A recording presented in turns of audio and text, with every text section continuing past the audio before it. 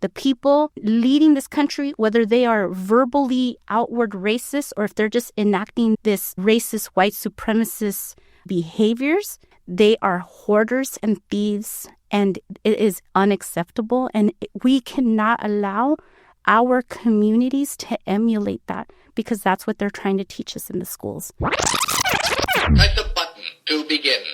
You're listening to The Social Primate with your host, Eddie Aguirre. And today I'm sitting down with the one and only Lupe Carrasco Cardona.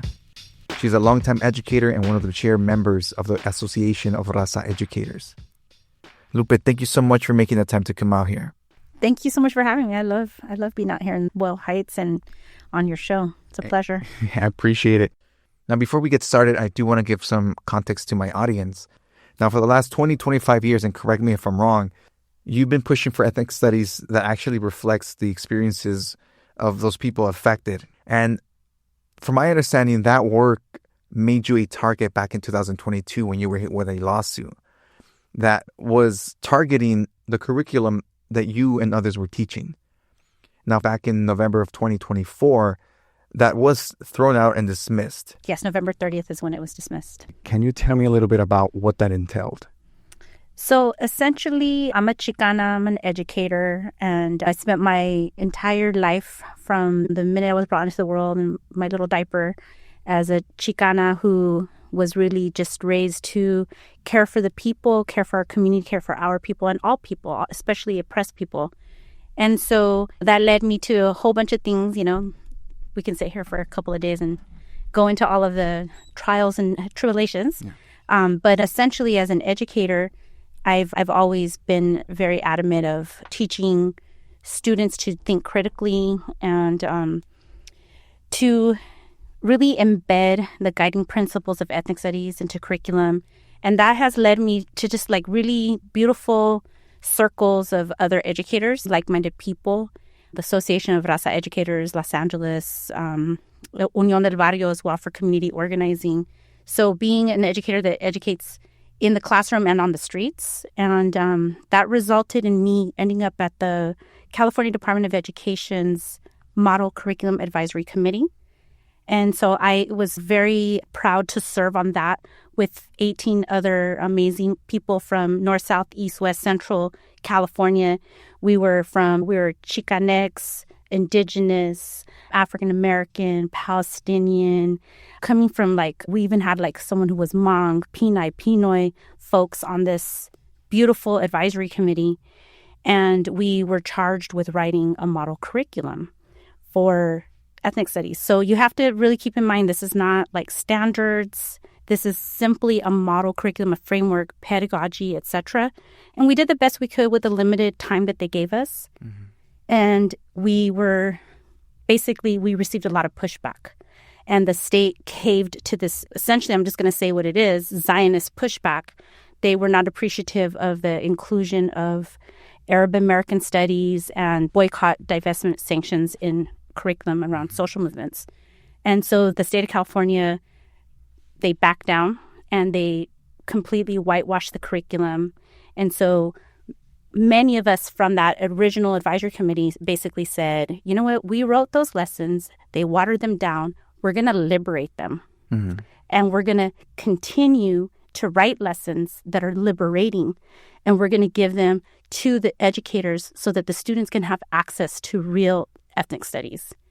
And that's when Liberated Ethnic Studies was formed. It was born March of 2020, literally the week before everything shut down for the pandemic. And we continued to write curriculum, do institutes online, virtual. It was just a beautiful birth. And like I said, North, South, East, West, Central California, all kinds of just beautiful solidarity. I grew so much as an educator, as a human being during that time because of hearing and learning the struggles of all of our people. And that eventually led to this lawsuit, the Zionist lawsuit against me, Cecily Meyer Cruz, who's the Afro-Latina badass president of United Teachers Los Angeles, and Dr. Teresa Montaño, and our organization, the Liberated Ethnic Studies Model Curriculum Consortium. And so we are blessed that this beautiful work, we're not doing it alone. There's many people from all different facets of life, not just educators, that really believe in teaching truth and just building a world where everyone has the right to live happy and to their highest potentials. Like, we all know that the technology exists, that no one has to be hungry, unhoused. We can all have health care and have entertainment and art and create and just be beautiful and do amazing things.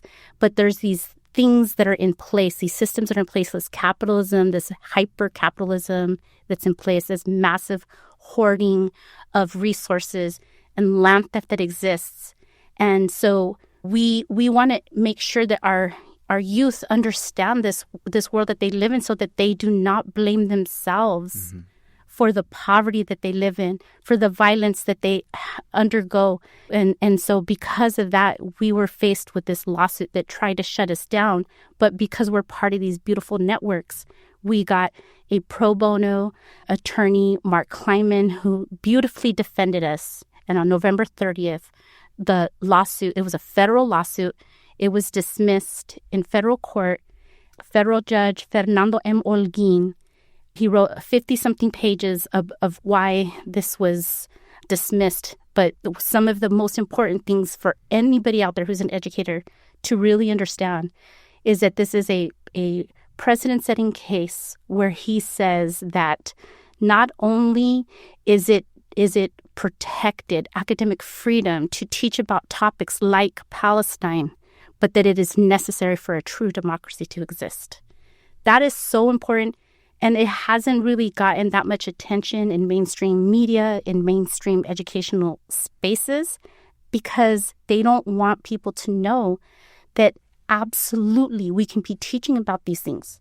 We can be teaching about the fact that we're on indigenous lands and that genocides have happened to our peoples, and that we have the right to be here, right? Which is so directly connected to this massive invasion of Los Angeles and this terror and kidnappings of indigenous peoples and other immigrant peoples on these lands. Like, we really need our people to understand, because they deserve the right to live and work and feel free and to live their best lives just like anybody else does.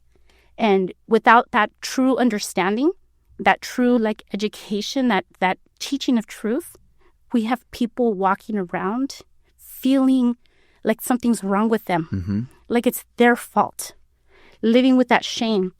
And we are here to say that that's unacceptable, because they are beautiful and they belong here and they deserve so much better, and they're not alone. And we're not going to stop organizing. We're not going to stop teaching. We're going to continue to do this work until we no longer can, until we're taken to that next realm of life. That's an extremely powerful way to start this conversation, because you brought up a lot of points that I can definitely relate to that. For some context, I was in school in the late 90s and 2000s. I didn't grow up with access to ethnic studies or anything like that, right? And for a long time, I was, to an extent, a little bit ashamed of my identity, of my cultural identity. And it wasn't until I went into college that I got exposed to my first ethnic studies class, or Chicano studies. And even then, when I first got exposed to this, I was very against learning this because I thought I knew my history. But then as time went on, as I got more mature, I started realizing that I felt lost and confused. And I felt, like you said, some shame that I didn't know how to deal with because of my inability to want to connect to that, right? And as I got a little older, into my mid-20s, I finally had this revelation that I started feeling purpose by seeking truth through conversations, connecting with people, connecting with my community. And it really helped me become a little bit more self-aware of where I was and where I wanted to be, right?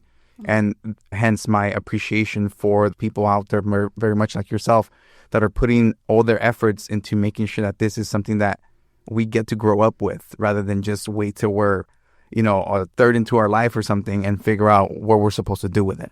Oh, that's totally the case. And like I was saying before, like, this whole network of ethnic studies educators across the state that are, in some cases, Chicano, in some cases are Central American, Filipino, Japanese, like all of these different ethnicities. Like not only was I prevented from learning about myself, but I was also prevented from learning about them, like their true histories and their oppressions and our solidarities. Because what we know is right here, even in Los Angeles, there's always been like a Palestinian Chicano solidarity, a Palestinian, like African American solidarity, and there's been all these beautiful solidarities that have been kept from us. And that's not okay, because then what we start to see are these divisions that continue to prevent us from coming together to fight against our common oppressor. Exactly. Something really beautiful recently that is a beautiful solidarity that I've been blessed to witness is like the Unión del Barrio called for a community self-defense coalition back in November because we knew that this ICE terror was coming, maybe not to the degree that it did, but we knew it was coming. So we called for this coalition, and like 65 to 70 organizations and thousands of individuals throughout LA and LA County, the Harriet Tubman Center for Social Justice, Black Men Build, Jewish Voice for Peace, a ton of different organizations, Centro CSO here in Boyle Heights, right? In the San Fernando Valley, people struggle. Also, La Raza Unida, I saw you have a sticker right there. La Raza Unida is a part of it. The Association of Raza Educators, tons of organizations, beautiful, doing patrols all over LA, doing trainings on how to defend your rights against ICE, doing tons of like education throughout all of LA County. And one of the things that was uncovered was that a lot of these ICE vehicles were going in and out of Terminal Island. And Terminal Island was a vibrant Japanese fishing community that then got usurped during World War II. And these beautiful people were incarcerated in the camps. And right now there's a beautiful, hauntingly beautiful Japanese memorial there that exists there. And so we started to see that a lot of these ICE agents were going in and out of Terminal Island. And so that led to the forming of the Harbor Peace Patrol. So right now there's educators, there's an attorney that I know of, there's community members of all walks of life that are daily monitoring the activity on Terminal Island of ICE agents. And there was even like the Nikki progressives where they did a press conference where they were talking about how disgusting it is that right there on the very land that was once this vibrant Japanese community is the same land where they're doing these ICE operations, and that they were not, and they're not okay with that.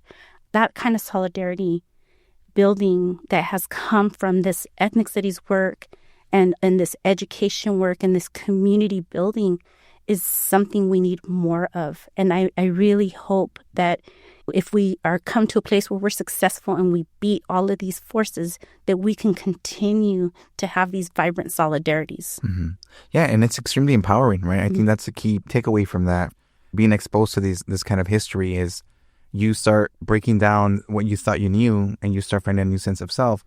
But at the same time, it empowers you to want to be in this position where you want to help others as well, right?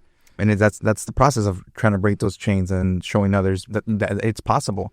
Now, one thing that really caught my attention was an article by the Boyle Heights Beat by, I want to say it's Alejandra Molina. Yeah.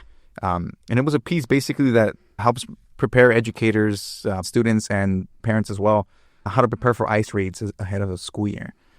So what have these workshops looked like? So the workshops, we've done them both in person and virtual. Thousands, to be very honest with you, since like February, and it has evolved. So right now, this is the back to school. And so it's like we know from the summer a lot more of what to look for. And so one of the things that we're really hoping educators do is organize in advance. All of us organized is going to be the only way we're going to be able to protect our students. So we're asking for educators themselves to form phone trees within the educators on their campus, to form them with students and parents. And also, like here in the Los Angeles Unified School District area, we have our union structures. So like on my campus, we have our CAT teams. So like if there's ICE in the area or at the campus or actually in the campus. We're going to activate our school site CAT teams so that everybody is aware, locks doors. My principal most definitely will not even let that happen. The school will be sheltered in place, lockdown. So then the next element of that structure is then to alert your cluster. And so I'm cluster 7. So that includes Miguel Contreras. It includes my school, Roybal. It includes the Grand Arts School. It includes and then all the little elementaries like Placentia. That's not part of our cluster, but we're going to be patrolling. So what we're going to do is ensure that every one of those educators in that whole area is aware so that they can lock down the school, alert the families so that there's no parents trying to come anywhere near the campus. And then it's also going to alert out of classroom people to go and patrol the areas. So that's one thing. So that's like, if you have that structure in advance, then when ICE is in the area, which we do foresee that happening, we make sure that everyone knows what to do quickly. The other thing, like Ingrid Villeda, who is also a member of Unión del Barrio, she's an educator at 93rd Elementary in South Central. She's going to be doing the walking school bus. That's something that she developed, and we're kind of training teachers to do as well. What is the walking school bus? Elementary students often walk with their parents. Parents, they're little, so they like to hang out and talk, drink their coffee while their kids go into school and make sure that they go away. Yeah. Parents are not going to be able to do that as much to the degree anymore. So what she's doing is she's organizing educators who are willing to go out into the communities where students walk to school and form like a human bus around them and walk them onto campus and walk them back home into the different blocks. That's a beautiful thing, right? And then, of course, like the education that needs to happen without freaking kids out, but they need to be educated as well on their constitutional rights and also on the different, they need to not just know their rights, they need to know how to defend them. And so what we saw was LA knew how to defend the rights. Right. Okay, big time. So that we need to like uplift that, because although they kidnapped and destroyed some lives, they could have kidnapped and destroyed more. Yeah. But LA did not let that happen. Right? So what we noticed that the agents were starting to do, besides, of course, like just straight out kidnapping people, snatch and grab, we saw that a lot. But we also saw them trying to do these things called consensual encounters. So we really, really need to educate all of our students and parents to not get caught in that trap. So a consensual encounter is when they come up to you and they just start chit-chatting with you. Once they engage you in that encounter consensually, then you can slip up and give information that they shouldn't have. Yeah. So they might be like, let's say you're walking to school and there's a taco truck. Hey, have you tried the tacos there? Are they good? Right? That can be a consensual. Oh, yeah, you should try the asada or al pastor. Or now you're engaged in a conversation with them consensually. Don't do that. If you see an agent, they're not your friend. Okay? If you think they're an agent, sometimes, they're plain clothes. But if there's any hint to you at all whatsoever that is an ICE agent, do not engage in any conversation with them. Even if it's consensual sounding like the taco truck. Yeah. You're going to say, I reserve the right to remain silent. And so we are, with our teachers, the training, we are advising the practice and role-playing of that. Okay. Yeah. Because, it's very natural for all of us to get scared. They come with their white supremacist, macho, like gun slinging, like power and authority, right? And they start talking to you. It's very easy to get caught up and scared. Of course. So practice role play and role play and role play.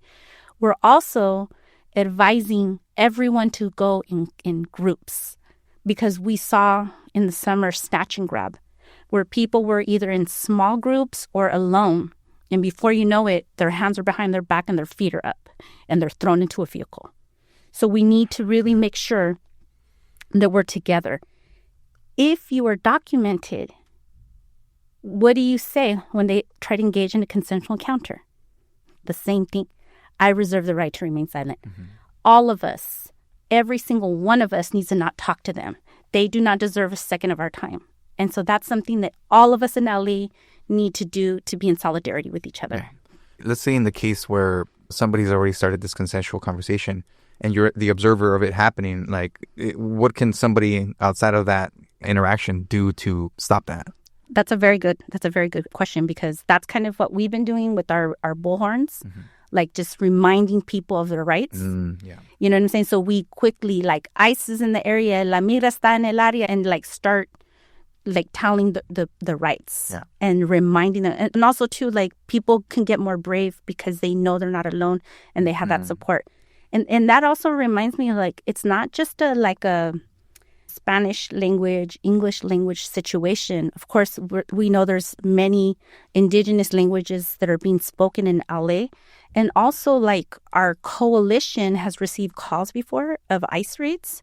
And when coalition members arrive, Unión del Barrio members arrive, they literally are like Mandarin Chinese speakers, like Haitian French speakers. So this is something that is impacting many people in LA. But I think, like, the mainstream narrative is it's been a very, like, Spanish speaker kind of thing, which we know that I think there is a big fear of people from Mexico, Central America, Latin America, because of the indigeneity element, because these people our people have been here for thousands of years. Like, we predate, and our migration patterns predate 1492. And so there is that fear. This is an ethnic cleansing. This is Indian removal. And we know that, right? And so that's also the educational piece, right? I was at Home Depot one morning, and I was talking to some leros, some day laborers, and there was no ICE in the area at the time. So we're kind of chit-chatting and just talking to them about, like, their plans, like, what are they going to do if ICE shows up? And our conversation was about that, like you're indigenous peoples. And they're like, literally, they all gave me knuckle bumps. Like, when we were talking about that, they were like, tú sí sabes. So it was like, that's something that we need to make sure, like, as educators, that all of our students know that we know they're indigenous and that we love it. We think they're beautiful. They belong here. Their languages are beautiful. The culture is beautiful. And we're here to support them no matter what, because, like, literally, this is their land. It is not the land of, like, some German, Austrian usurpers in the White House. Period. It's crazy because I think when you're, again, exposed to this history, right? I started reading Open Veins of Latin America a couple of weeks ago, and it just makes you see these patterns, right? And I think that's a key thing in here, is because once you start seeing these patterns, you start seeing that we're all just part of this system that's continuing to just try to shut people down, right? Keep them divided, and that's how they continue winning. But again, I think having organizations like this, having these workshops, making people feel empowered, that's one of those first steps to start that collectiveness that we require in order for us to really start holding our ground, right? Yeah. I did want to just ask, I know we currently still have the temporary restraining order in effect. So moving into this school year and what we may see, have you guys had, like, conversations about what that may look like? Yeah, that's a really good question. So the TRO is, like, for LA. And so what we're seeing is they're kind of going a little outside of LA. Because that's another thing, too, I think, in the greater mass media narrative that has been lost, is that this has happened in Baldwin Park, South Del Monte, Downey, like these greater county areas. Yeah. So I foresee them hitting probably those outside areas first.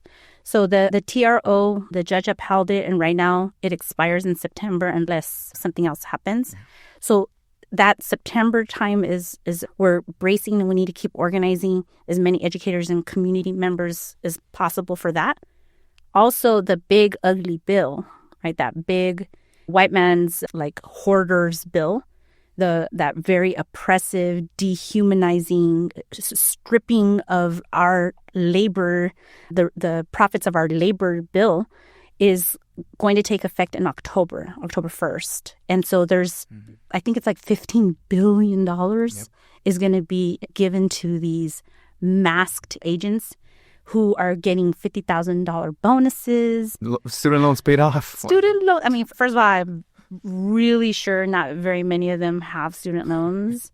But it's just horrific because, like, literally that can all be invested in all of our communities. So that right there just shows you, because the math isn't mathin', right? Like, it just shows you this racist attempt to remove the indigenous peoples of the land in order for them to lay claim and continue this narrative of the United States as a white country, right? Which even before they were as honest as they are right now, we know that the images that are being, like the hegemonic images that are constantly being fed to us, is that this is a white man's country, right? That Americans, quote unquote, Americans are white. And so, but now, like, they're being much more honest with that, right? And they're trying to remove these beautiful people of color, these beautiful indigenous peoples from these lands to make it as white as possible. And so that is something that, like, we really need to pay attention to, right? There has been this very concerted effort to lay claim to the land and the resources, like the open veins of Latin America, like you said, right? Like, a lot of our students come from rich countries. The people may be poor, but the countries are, like, so rich. And now it's like people are being made, like, to have no land, like, to be ni de aquí ni de allá, like they say, right?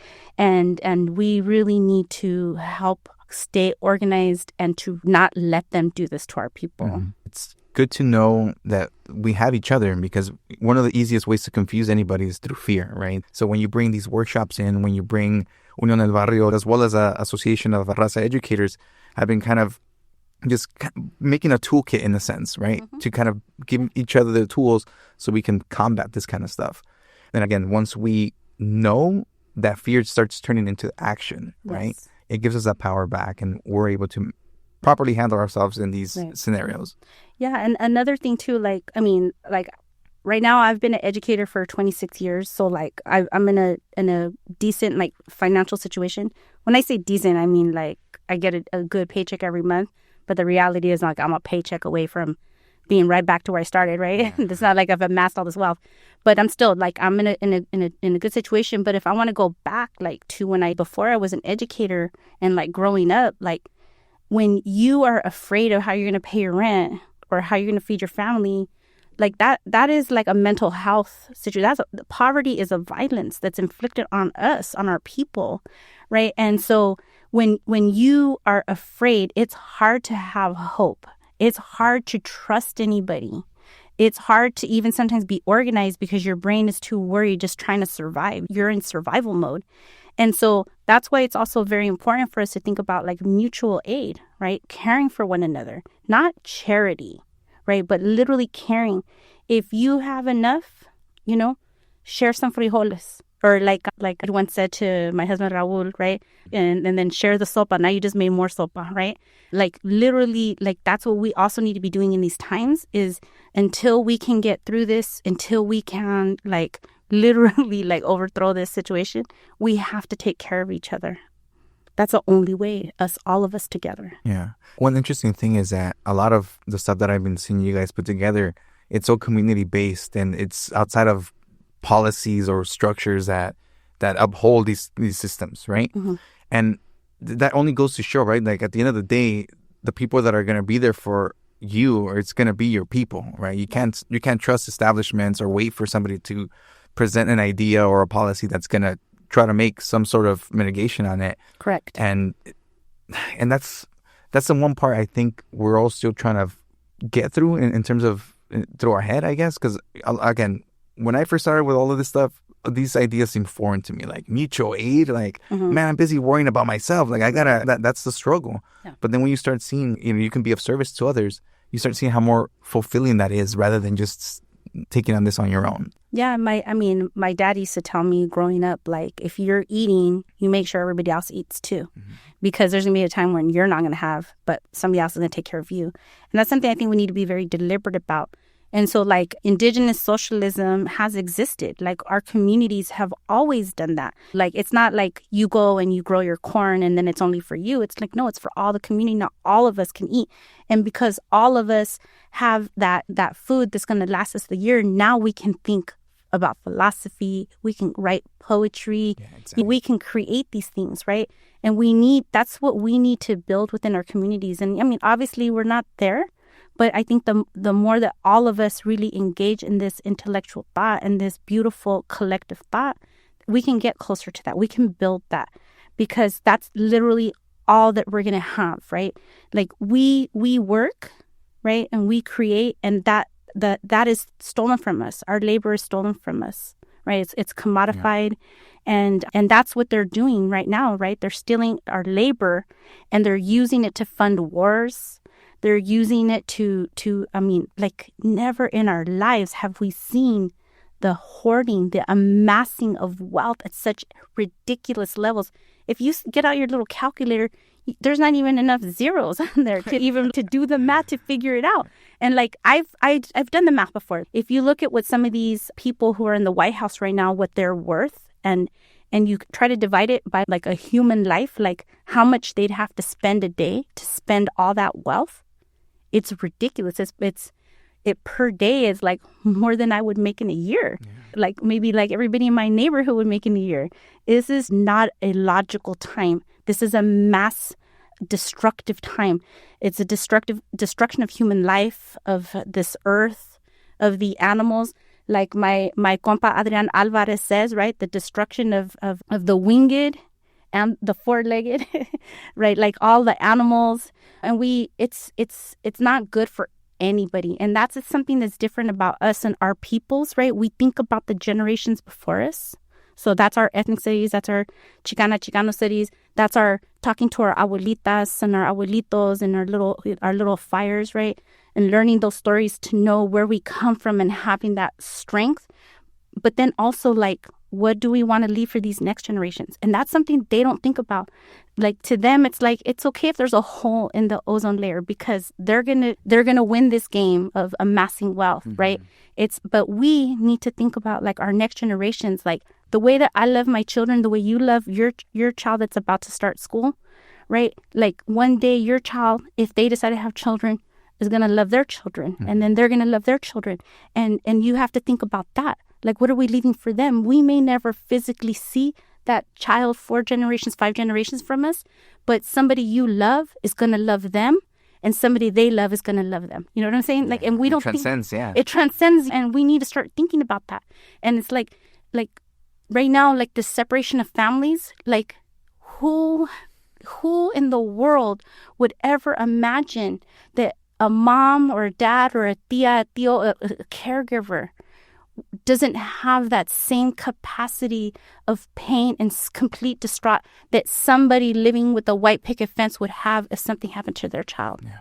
It's gross. And we got to start saying that. The people leading this country, whether they are verbally outward racist or if they're just enacting this racist, white supremacist behaviors, it is gross behavior. They are hoarders and thieves, and it is unacceptable. And we cannot allow our communities to emulate that, because that's what they're trying to teach us in the schools. And ethnic studies and Escuela Aztlán, which we do as Unión del Barrio, like freedom schools in the community, that is about teaching our people to love the things that are real. Yeah. Not these fake things, not these like superficial material things, but things that are real and important. How do you deal when somebody not necessarily pushes back, but when they're a little hesitant to listening? Like, how do you deal with that? Oh my gosh, that's a $1 million question. Oh my gosh, like constantly we're dealing with that. Like, in some cases, it's because people, they haven't yet gone through, because a lot of like ethnic studies, like you mentioned earlier, like you weren't ready to accept it. Like, a lot of what ethnic studies is really about yourself, right? You have to like let go of the things that you thought you knew mm-hmm. about the world and yourself and your families, etc. And then part of it is like, then it's the outside and understanding the systems and how to transcend that and how to like transform and create something better. Otro mundo es posible, right? Another world. So some people haven't gone through that. So that's why they push back. But the hope is that one day, boom, they're going to like, oh, okay, they'll get it. Then there's the other element, and those are the people that are just like, I don't care if your education leads to your liberation. I don't want you liberated. I need you to stay in your role, stay in your place. And because there literally are people who are racist, as we know, right? People who are these hyper-capitalists who want our bodies to make them their riches, to keep them comfortable, to provide their labor.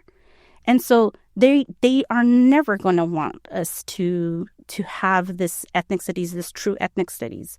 And so that's something that we face as well. So it's a combination. Like there's a lot of things that we like deal with that is a pushback, but we know that ethnic studies is love. Ethnic studies is like a critical research and analysis of society and self, and a scientific creation of something better that is sustainable for the long term.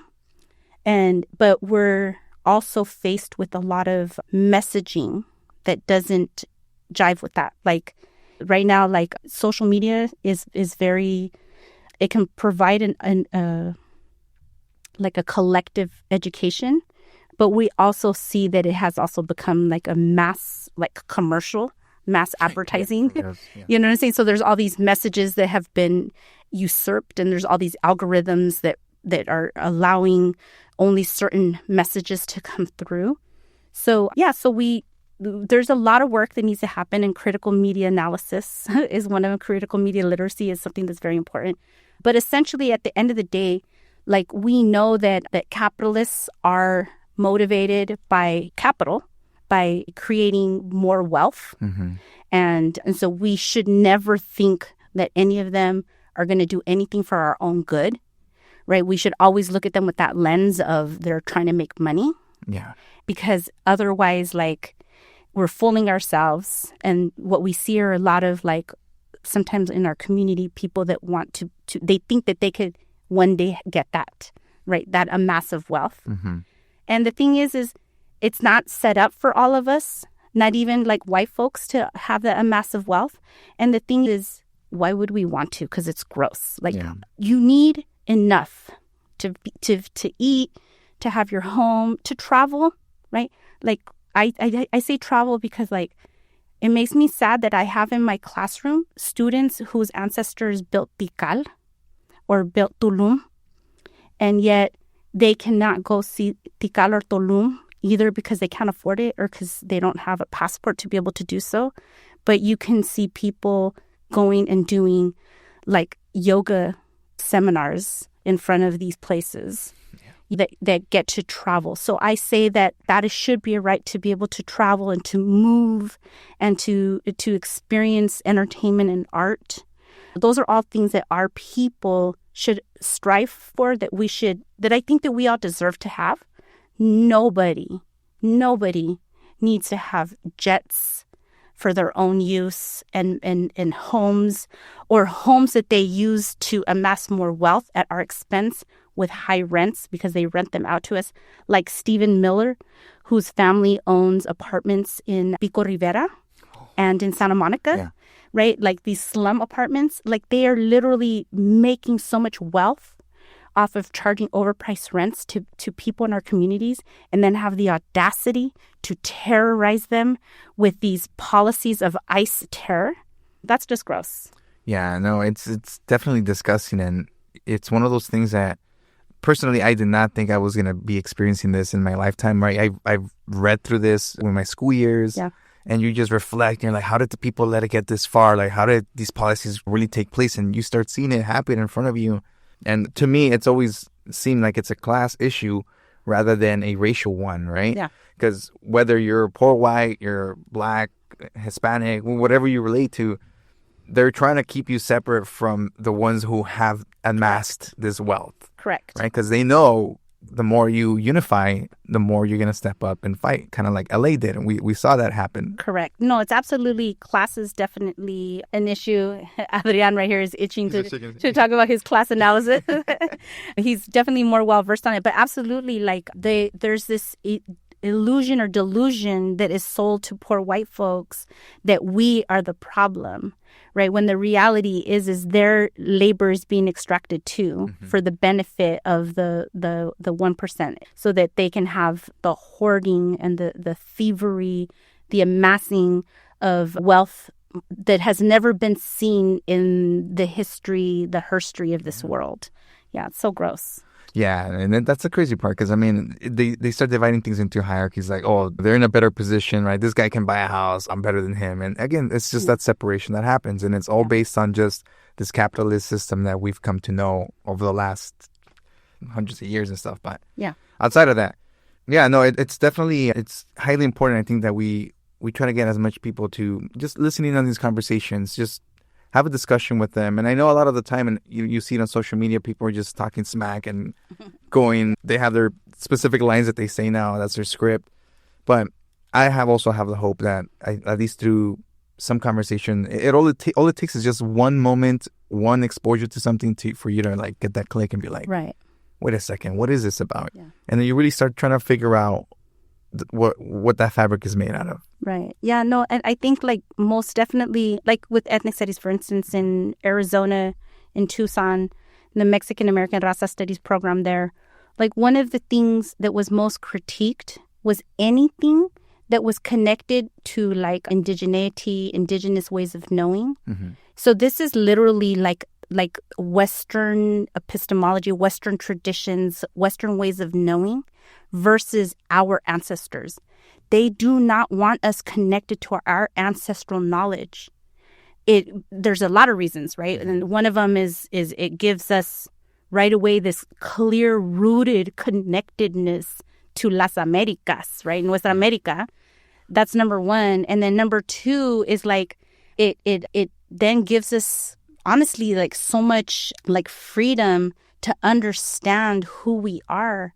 And they for so long have been trying to sell us this notion that there is heaven and hell, good and bad, and that everything that was indigenous, whether it was African indigenous or indigenous here to these lands, that it is evil, that it's going to get us to hell, burned in hell.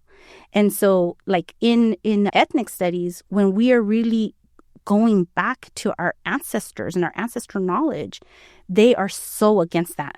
They do not want that because there's just so much empowerment that comes from that. There's so much eye-opening, like enlightenment that comes from that. For so much understanding, like that is who I am.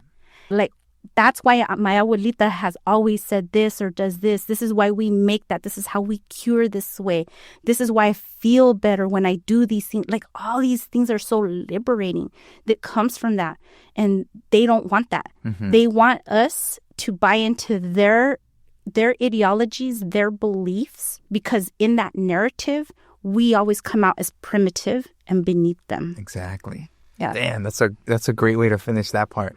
One thing I did want to bring up was that the lawsuit ended with basically the case being dismissed. Yeah. But if I'm correct, and please correct me on that, is that I think later on in the year, the district of Santana or something, the school district of Santana, kind of had some pushback on that, where they wanted to modify some of the stuff that was going to be taught in this curriculum. Is that correct? Yes. So in the case against us, it was against us. Yeah. And United Teachers Los Angeles and Liberated Ethnic Studies, and then the three of us mujeres. In the case of Santa Ana, it was against the district. Oh, so that's a big difference, because we are not going to back down, because we know the liberatory power of ethnic studies, and we also love our people unconditionally. We're going to fight and struggle. The district themselves, I mean, that's a district, right? Okay. And so they essentially backed down, and they released a contract with the Chicanx Institute for Teaching and Organizing, Chito, and they removed any lessons having to do with Palestine. They dismantled a whole program. So the district themselves, they acquiesced. Would that be, I mean, air quotes, workaround if teachers themselves got together and put something together themselves? Yeah, I mean, this whole time here together, I think the thread that goes through, or the trenza, right, that we're weaving all together, is that we need to organize, right? The educators need to organize, and there are certain things that give us power, and the lawsuit is one of them. The winning of the lawsuit, or the dismissal of the lawsuit against us, is one thing. And then, of course, like there's ed code, there's standards, there's lots of things that we can use to support the teaching of the things that are important, like the connectedness, rootedness to the land, right? So understanding what settler colonialism is, right? And then if you have a good grasp on settler colonialism, that's scary to some people, because that essentially implicates this as a settler imperialist colonial government, right? And then you can look at the parallels in what's happening in Gaza, right, with what has happened to the Palestinian people. Yeah. And so there's a very organized, powerful interest that doesn't want you to do that. And they use certain things. They're very, very good at using things like the Public Records Act, PRA. So what that is they can say, we want all records at this school that is Lupe Carrasco Cardona, and these are the keywords of any emails, lesson plans, anything in her drive that has certain keywords. And the keywords are, and I know because this has happened to me. Yeah. The keywords are like Palestine, Palestinian, Jewish, Judaism. Just, it was like a good 12, 13, 14 words that they were looking for. And then the lawyers of the district have to give those up. And so what they have done, these organizations that are all interconnected, they have done PRAs to a lot of educators throughout California, educators, school board members, city council people, administrators, districts. I mean, they just do this constantly. And so in what I see them doing is they're intimidating, they're trying to shut people down. All of this requires a lot of work and attention, right, to be able to provide these records. And so they're using these like legal tools. That's why they call it, what do they call it? Lawfare. That's what they call it, lawfare. They're waging lawfare against us. Yeah. I had read this other book a couple months ago called Washington Bullets. And basically the idea talks about how U.S. imperialism started moving through history. It started changing its tactics from war to then using law to impose whatever it wants, right? Right. And we're seeing that now. We see it with a couple months ago, or last month or and a half ago, Unión Barrio got subpoenaed along with Chirla to provide records from I don't know how many months. Right. It's about shutting down dissent, keeping people quiet, dissuading them from continuing to do this kind of stuff. Right. But we're not doing that. We're doing the opposite. We're standing our ground. We're not going anywhere. And we've proven that. I love LA for that. Yeah, for real. I love LA for that. It was beautiful. LA, and then we'll just say LA County, because it was like all the little cities around too. Yeah. So beautiful. Yeah, like there's been a war on critical race theory, right? Because they didn't want us studying how they've used law and institutions to like oppress us. And then what do? They like pull the veil up and they show us exactly who they are, which is institutions and doing the oppression like in mass and causing terror, masked terror, right? They're literally masking and coming out and committing horrific crimes against humanity. Yeah. And LA is saying, no. No, for real.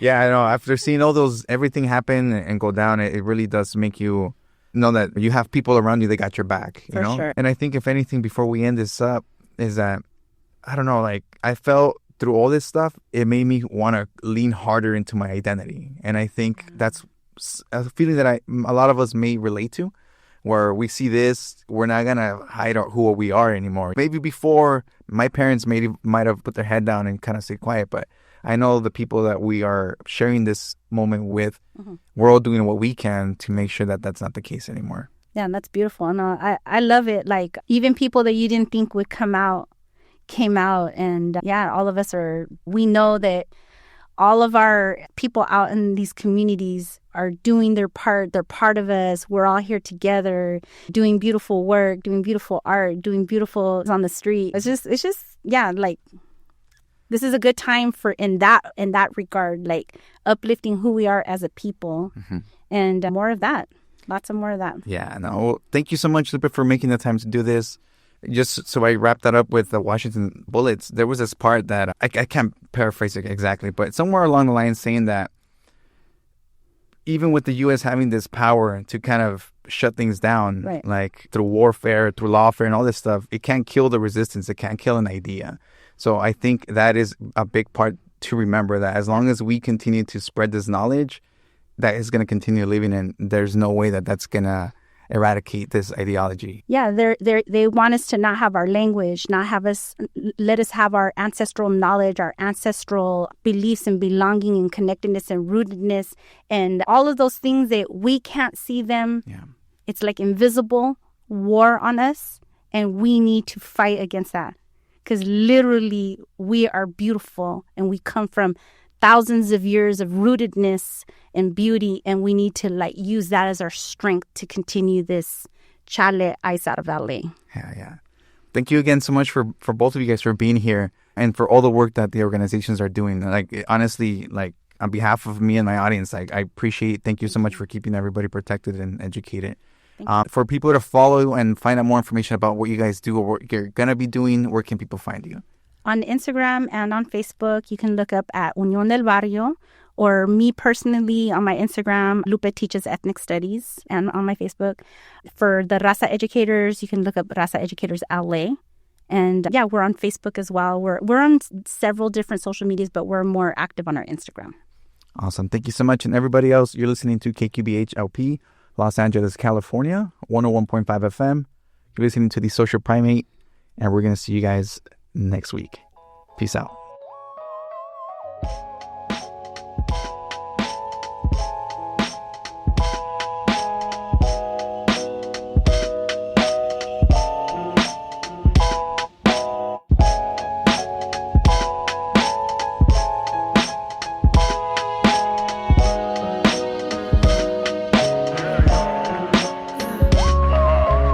Light as a feather, solid as a rock.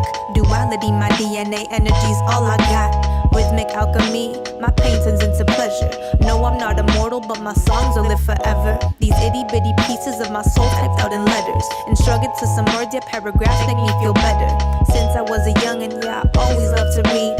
As steady as my grandma, me lo leas, mama, please. A daughter of the infinite, gifted as an infant, yeah, I reminisce on instances where God showed me these images of prisms, of Rubik's Cube of vision. One day I heard him whisper, go hard or go home.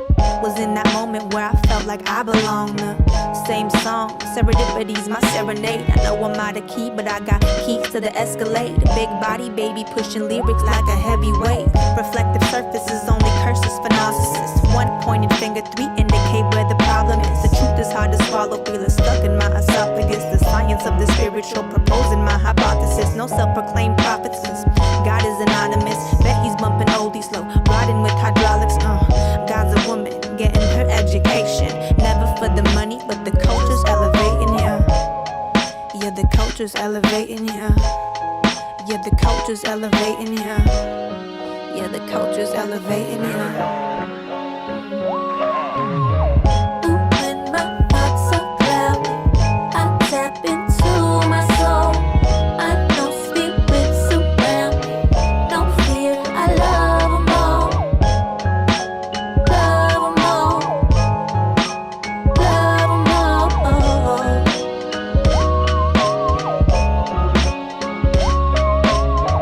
Ooh, when my thoughts are cloudy, I tap into my soul. I know spirit